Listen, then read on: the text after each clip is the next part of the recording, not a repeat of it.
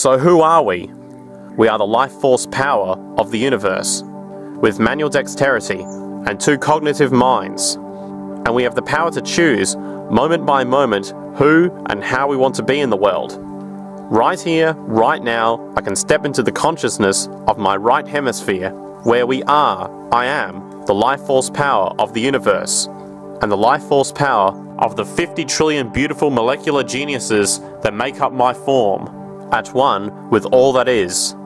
Or I can choose to step into the consciousness of my left hemisphere, where I become a single individual, a solid, separate from the flow, separate from you. I am Dr. Jill Bolte Taylor, intellectual, neuroanatomist. These are the we inside of me. I believe that the more time we spend choosing to run the deep inner peace circuitry of our right hemispheres, the more peace we will project into the world, and the more peaceful our planet will be. If you can control the stories, you don't need to have soldiers on the street corners to control them. You can control people in their own heads and their own imaginations. On the one hand, it's really depressing because it's like, how do you then get out of it? Because there's no way you can have control of the media. There's no way you can compete with these stories that are told thousands of times a day.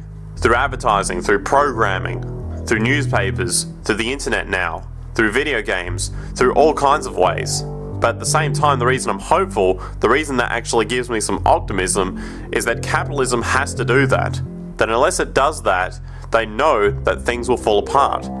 So capitalism in that sense is like a house of cards that has to be constantly held together. We have to be told every single day what this story is. And they have to do it every day because it's unnatural. If it was natural, they wouldn't have to do it. And if they stop, they know that in fact it would fall apart.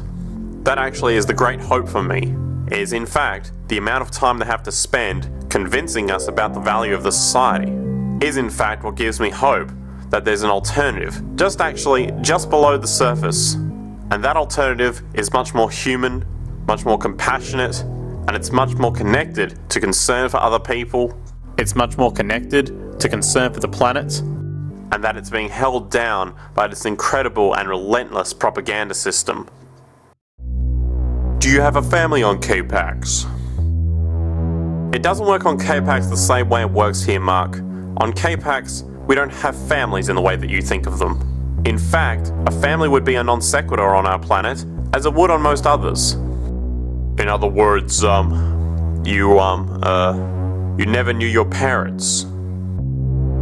On K-Pax, children are not raised by their biological parents, Mark, but by everyone. They circulate among us, learning from one and then another.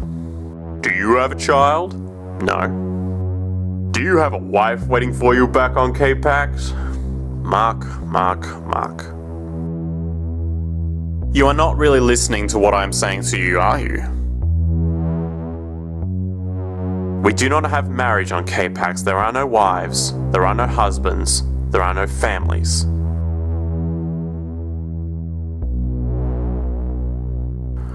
I see.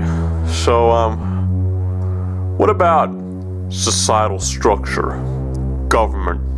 No, there's no need for one. You have no laws, no lawyers. How do you know right from wrong? Every being in the universe knows right from wrong, Mark. But what if someone did do something wrong? Committed murder or rape? How would you punish them? Let me tell you something, Mark.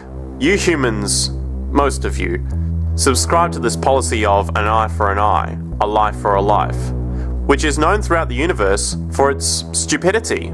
Even your Buddha and your Christ had quite a different vision, but nobody's paid much attention to them, not even the Buddhists or the Christians. You humans. Sometimes it's hard to imagine how you've made it this far.